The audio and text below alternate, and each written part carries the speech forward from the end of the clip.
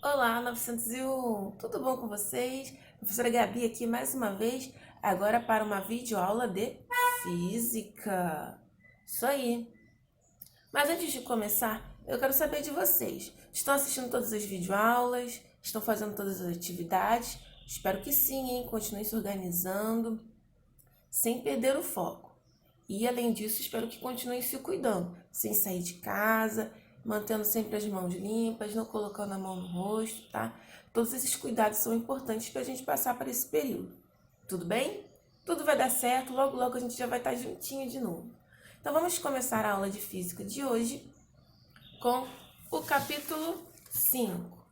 Peguem aí o livro de vocês para a gente começar. A gente vai estudar porque os corpos tendem a permanecer em movimento. E aí, nesse capítulo, a gente vai estudar os conceitos associados à inércia, começando pela primeira lei de Newton. Newton elaborou 3 princípios fundamentais, também conhecidos como leis de Newton para a mecânica clássica, tá? Tem a lei da inércia, a lei fundamental e a lei da ação e reação.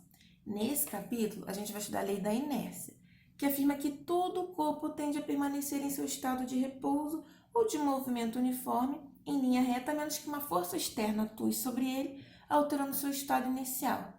Por exemplo, o seu livro, ele só vai sair do repouso da estante se você pegar ele para estudar, ou seja, foi necessária uma força externa para tirar o livro do repouso. Tudo bem? Da mesma forma que um objeto vai permanecer em movimento, a menos que uma força atue sobre ele para ele parar, tá? Só que para a gente saber se um objeto está em repouso ou em movimento, vai depender de um fator, o referencial, tá? Vamos ver 2 exemplos bem simples. Vamos adotar o nosso personagem como referencial.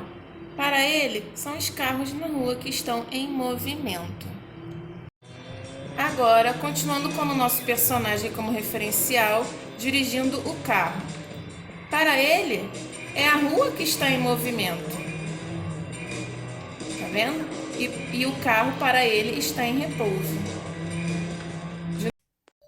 Viram? Quer ver um outro exemplo? Você está no carro, seu pai está dirigindo, você está no banco de trás. Adotando você como referencial, o seu pai está em repouso. Ele não está ali sentado no banco.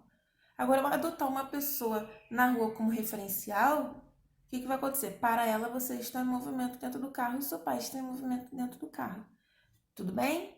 Então, a gente pode até destacar aí, ó, que dessa forma, para analisar se o corpo está em repouso ou em movimento, é necessário estabelecer o referencial, tá? Vamos continuar estudando a inércia. A medida da inércia é a quantidade de matéria, ou seja, é a massa. Quanto maior a massa, maior a inércia.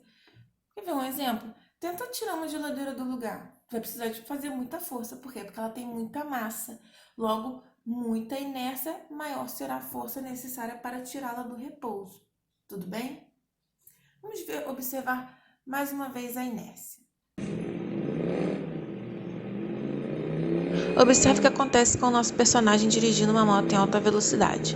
Após a colisão, ele é lançado para frente e somente a moto é que foi parada.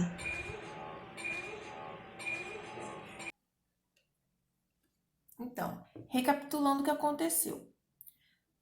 Para o motorista, a moto estava em repouso e para a moto, o motorista também estava em repouso.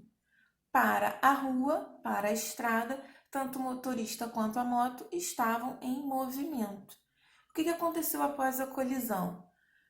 Uma força atuou somente sobre a moto e assim a moto foi para o repouso, mas não o motorista, não o personagem.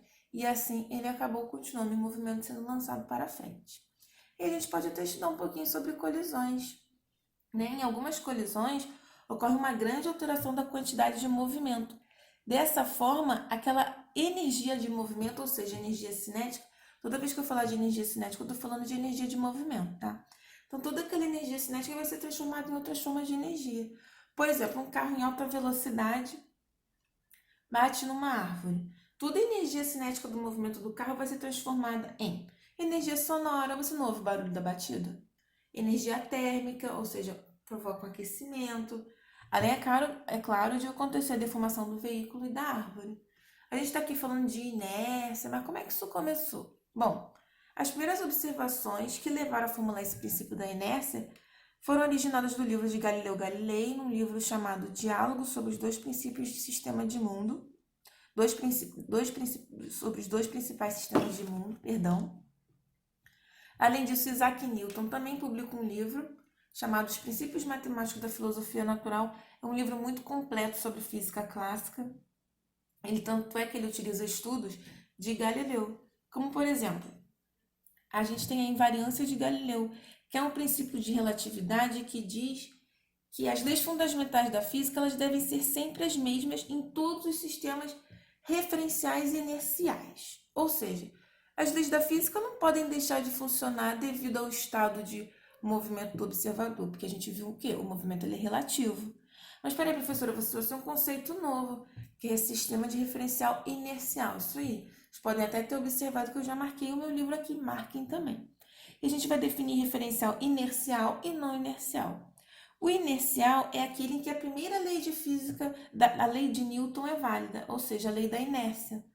Então, nesse caso, o referencial inercial, ou ele vai estar em repouso, ou em movimento uniforme, ou seja, não há aceleração.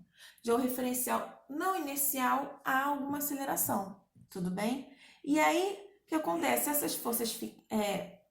Esses referenciais não inerciais, a gente vai observar uma coisa, são as forças fictícias, elas vão aparecer em referenciais não inerciais.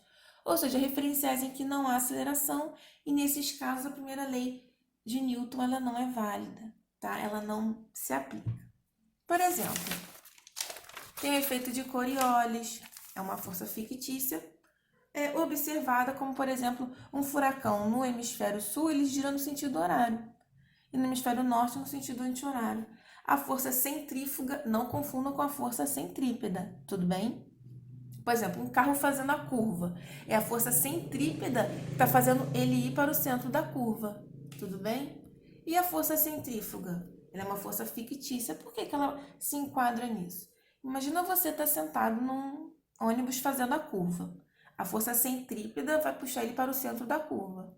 Mas você não se sente jogado para o lado oposto do banco? Ah, isso é porque você sentiu essa força centrífuga que te empurra para o lado oposto, tudo bem? Por quê? Porque você está em um referencial acelerado, ou seja, o ônibus está acelerado. Logo, a gente está falando de um referencial que não é inercial. Estudando os conceitos da ação da força centrífuga, vários equipamentos foram feitos, como liquidificador, máquina de lavar e até centrífuga de laboratório. Tudo bem? E a gente já pode começar a exercitar. Bem a página, vamos fazer juntos o exercício número 1. O que são forças fictícias? É o que a gente acabou de ver. São forças que aparecem em referenciais não inerciais, ou seja, a aceleração. Tudo bem? Aí 2, ele está mostrando um exemplo de uma pessoa tentando fazer uma vitamina, só que não colocou a tampa no liquidificador, aí o líquido saiu todo pela jarra. Por que o líquido saiu da jarra? Ah, muito fácil, não é? Devido ao efeito da inércia, o líquido estava em repouso e passou para o movimento porque uma força externa atuou sobre ele. Que tipo de força é essa? Foi a força centrífuga que a gente acabou de ver. Tudo bem? Vamos agora dar continuidade para vamos preencher o nosso mapa mental para fixação dos conteúdos. O que é inércia? Isso aí, é a quantidade de matéria de um corpo, tá? O que são referenciais inerciais e não inerciais? A gente acabou de ver. Nos inerciais não há aceleração e nos não inerciais há aceleração. Alguns exemplos que podem ser explicados pela lei da inércia. Vou ter um exemplo muito fácil, chutar uma bola. Ora, a bola de futebol ela permanece em repouso, a menos que uma força atue sobre ela, que é o chute do jogador de futebol. Agora é hora da gente exercitar tudo que foi visto na aula de hoje. Tudo bem? Fechamento, hein? Então, eu vou passar para vocês as atividades finais do capítulo 5, números 1 até o número 20. Essas atividades se encontram nas páginas 183, 184 e 185. Tudo bem? Não deixem de fazer todas as atividades, assistir todas as videoaulas até o final, sem perder o foco. Estou contando com vocês, tá? Então é isso. Aqui termina a nossa videoaula de Física. façam as atividades, continuem estudando, sem perder o foco, é só se organizar que tudo vai dar certo. Forte abraço 901, tchau, tchau!